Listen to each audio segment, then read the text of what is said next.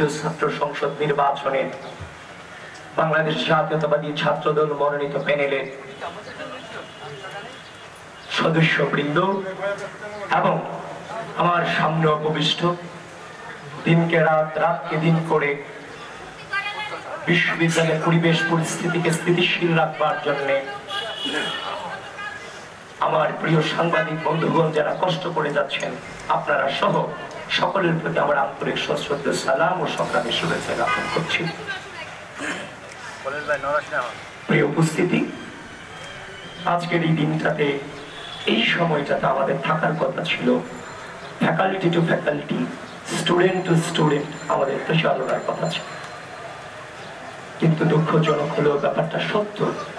আজকে আমরা এখানে দাঁড়িয়ে গণ অভ্যুত্থান পরবর্তী সময়ে বাংলাদেশে, নতুন বাংলাদেশে আমার একজন বোনের হেনস্থার শিকার হওয়ার জন্য আজকে আমাকে প্রতিবাদ করতে হচ্ছে।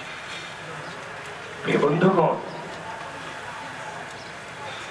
এই 5 আগস্ট সংগঠিত হওয়ার পেছনে আজকে আমার ঢাকা বিশ্ববিদ্যালয়ের বোনগুলো যদি ভূমিকা না রাখত, আমার এই বোনেরা যদি ভূমিকা না রাখত, তাহলে কিন্তু আজকে বাংলাদেশে পরিস্থিতি নিঃসন্দেহে ভিন্ন হতে পারে। আমি অনুধাবন করি সেই সময়টাতে, যে সময়টাতে 15 তারিখ হামলার পরে, 15 জুলাই হামলার পরে আমার বোনরা যখন ভিসি চত্বরে রক্তাক্ত হচ্ছিল, আমার এখনো আমার কণ্ঠে বাজে, কানে বাজে আমার বোনের সেই কণ্ঠস্বর, ভাই আমাদেরকে নিয়ে যান। সেই ভিসি চত্বরে আমার বোনদের সেই রক্তাক্ত হওয়া গোটা বিশ্ব ঢাকা বিশ্ববিদ্যালয়ের পাশে দাঁড়িয়েছিল, বাংলাদেশের মানুষের পাশে গোটা বিশ্ব দাঁড়িয়েছিল আমার বোনদের সেদিন রক্তাক্ত চেহারার উপর দাঁড়িয়ে।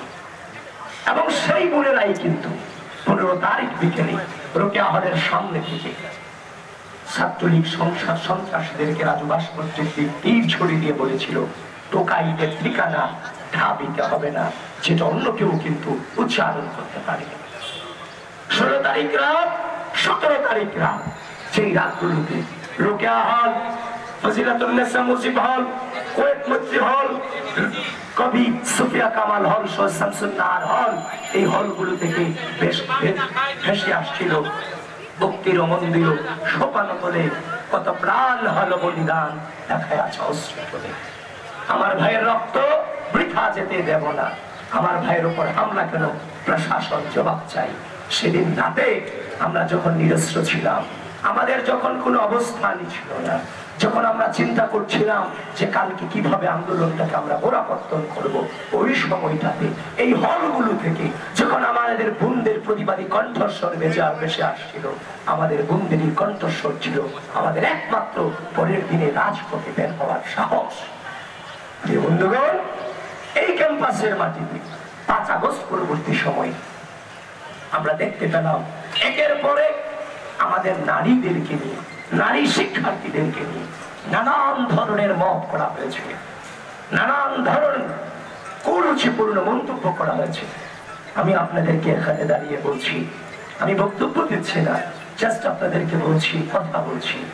এমন অসংখ্য মেয়ে শিক্ষার্থীদের সাথে আমার কথা হয়েছে, বলে যে ভাই আপনাদের সাথে আসতে ইচ্ছা করে, আমরা রাষ্ট্রের জন্য ভূমিকা রাখতে ইচ্ছা করি, কিন্তু আমি যখনই আপনার সাথে আসব, আপনাদের সাথে যখন আসব, তখন আমার ছবিগুলো তুলে আমার সম্পর্কে কুরুচিপূর্ণ মন্তব্য করবে, এই অনলাইন প্রপাগান্ডা ছড়াবে, এগুলোতে আমাদের পরিবার সহ্য করবে। 5 আগস্ট পরবর্তী সময়ে আমাদের নারীর চলাফেরার স্বাধীনতা, পোশাকের স্বাধীনতা, কথা বলার স্বাধীনতা চরমভাবে হরণ করেছে একটি গুপ্ত সংগঠন, যারা নিজেরা নিজেদের পরিচয় দিতে লজ্জা বোধ করে। এই ক্যাম্পাসে আপনারা দেখেছেন 5 আগস্ট পরবর্তী সময়ে এই যে নারীদেরকে নিয়ে কুরুচিপূর্ণ মন্তব্য করা, এটা আজকে প্রথম নয়। আপনারা দেখেছেন এই গণঅভ্যুত্থান পরবর্তী সময়ে চট্টগ্রামে আন্দোলনরত নারীকে লাঠি দিয়ে মাটিতে ফেলে দেওয়া হয়েছে। আপনারা দেখেছেন সেই নারীকে যখন লাঠি দিয়ে মাটিতে ফেলা হলো, ঠিক একই ভাবে এই ঢাকা বিশ্ববিদ্যালয়ের মাটিতে আমার এক বোনকে ওড়না নিয়ে কুরুচিপূর্ণ মন্তব্য করা হলো। ঘটনায় দুই আসামিকে যখন গ্রেফতার করা হলো, তাদেরকে যখন ছাড়িয়ে আনা হলো, একটি নির্দিষ্ট গোষ্ঠী তাদেরকে ফুলের মালা দিয়ে বরণ করিয়ে নেওয়া হয়েছে।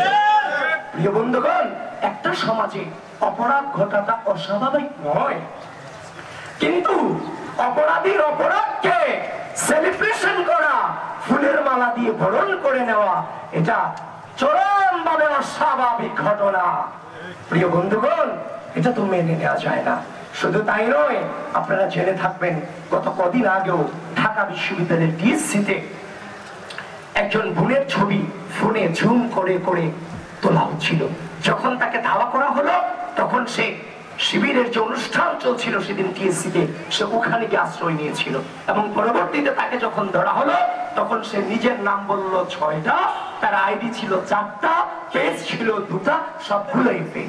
এই হচ্ছে পরিস্থিতি। শুধু তাই নয়, গতকালকে দেখেছেন এর ব্যাপক প্রভাব, যেটা হচ্ছে এর আগে যে প্রশাসন নীরব ভূমিকা পালন করেছে।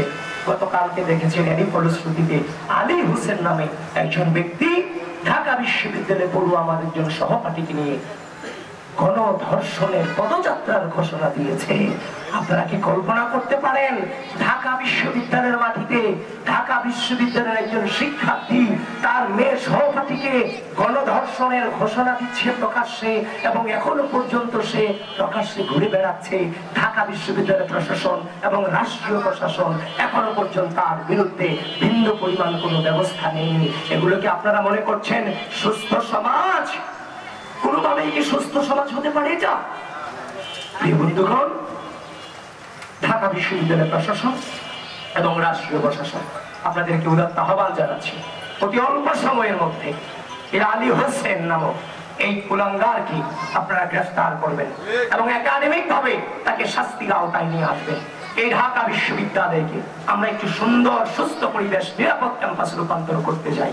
এই ক্যাম্পাস তখনই নিরাপদ হবে যখন এই ক্যাম্পাসের প্রতি ইঞ্চি মাটি আমার বোনের জন্য নিরাপদ হবে, আমাদের শিক্ষার্থীদের জন্য নিরাপদ হবে।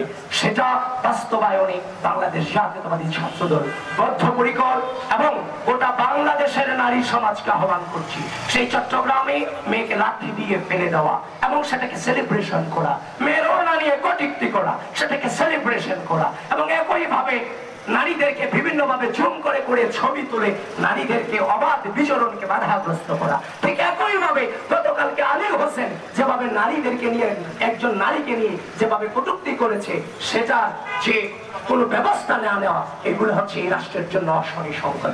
গোটা বাংলাদেশের নারী সমাজ এবং ঢাকা বিশ্ববিদ্যালয়ের প্রত্যেকটা বোনকে আমি আহ্বান করছি, ব্যর্থহীনভাবে আহ্বান জানাচ্ছি, নিঃস্বার্থভাবে আপনারা এটার প্রতিবাদ জানান। এই ঢাকা বিশ্ববিদ্যালয়ের মাটিতে আমার বোনদের নিরাপদ ক্যাম্পাস গড়ে তোলার জন্য বাংলাদেশ জাতীয়তাবাদী ছাত্রদল বদ্ধপরিকর এবং সেটাকে ইনশাআল্লাহ আমরা বাস্তবায়ন করব। এবং তারই সাথে আরেকটা জিনিস আমি এড করে দিচ্ছি, ডাকসু নির্বাচনকে বানচাল করার জন্য ইতিমধ্যেই বাংলাদেশ জাতীয়তাবাদী ছাত্রদল এই প্যানেলে এবং বাংলাদেশ জাতীয়তাবাদী ছাত্রদলের প্যানেলে প্রার্থীদেরকে রাজনৈতিক ভাবে মোকাবেলা করতে ব্যর্থ হয়ে বিভিন্ন ভাবে অনলাইনে বিভিন্ন ভাবে প্রপাগান্ডা ছড়ানো হচ্ছে। প্রিয় দেশবাসী এবং ঢাকা বিশ্ববিদ্যালয়ের শিক্ষার্থীবৃন্দ, আপনারা সচেতন থাকবেন। ডাকসু নির্বাচন যথাসময়ে অনুষ্ঠিত হবে। গতকালকে আমরা যে মতটা দেখেছি, যে পরিকল্পিত মতটা আমরা দেখেছি, আমাদেরকে পরিকল্পিত ভাবে যেভাবে বিশ্ববিদ্যালয়ে উত্তপ্ত করা হয়েছে, এটা নিয়ে প্রিয় সাংবাদিক বৃন্দ আপনাদেরকে বলছি, আপনারা অনুসন্ধান করুন। একজন প্রার্থিতার বৈধতা নিয়ে চ্যালেঞ্জ করা হয়েছে। যদি সিদ্ধান্ত আসে তাহলে প্রার্থিতার বৈধতা অবৈধতা নিয়ে সিদ্ধান্ত আসবে। সেখানে গোটা নির্বাচন প্রক্রিয়াকে স্থগিত করা পরিকল্পিত মনে হয়েছে আমাদের কাছে। পরিকল্পিত ভাবে গোটা নির্বাচন প্রক্রিয়াকে, প্রার্থীর সাথে গোটা নির্বাচন প্রক্রিয়াকে প্রশ্নবিদ্ধ করার মধ্য দিয়ে গোটা ঢাকা বিশ্ববিদ্যালয়কে পরিকল্পিত ভাবে গোটা ঢাকা বিশ্ববিদ্যালয়কে অস্থিতিশীল করার অপচেষ্টা চালানো হয়েছে। যেখানে আমরা আশা রাখছি তাদের সিনিয়রদের এখানে আমরা তাদের যে সিনিয়র তাদের সেখানে তাদের সেখানে হচ্ছে পরিকল্পনা ছিল। সুতরাং ঢাকা বিশ্ববিদ্যালয় প্রশাসন, ঢাকা বিশ্ববিদ্যালয়ের শিক্ষার্থীবৃন্দ আপনারা সচেতন থাকবেন, সজাগ দৃষ্টি রাখবেন এবং আমরা প্রতিজ্ঞা করছি ইনশাআল্লাহ আগামী 9 সেপ্টেম্বর সুষ্ঠু সুন্দর পরিবেশে ঢাকা বিশ্ববিদ্যালয়ে ডাকসু নির্বাচন অনুষ্ঠিত হবে। আপনাদের সকলকে ধন্যবাদ। বাংলাদেশ জিন্দাবাদ। গণমাধ্যমের ভাইদেরকে আহ্বান জানাবো, আপনারা সুষ্ঠুভাবে বসবেন।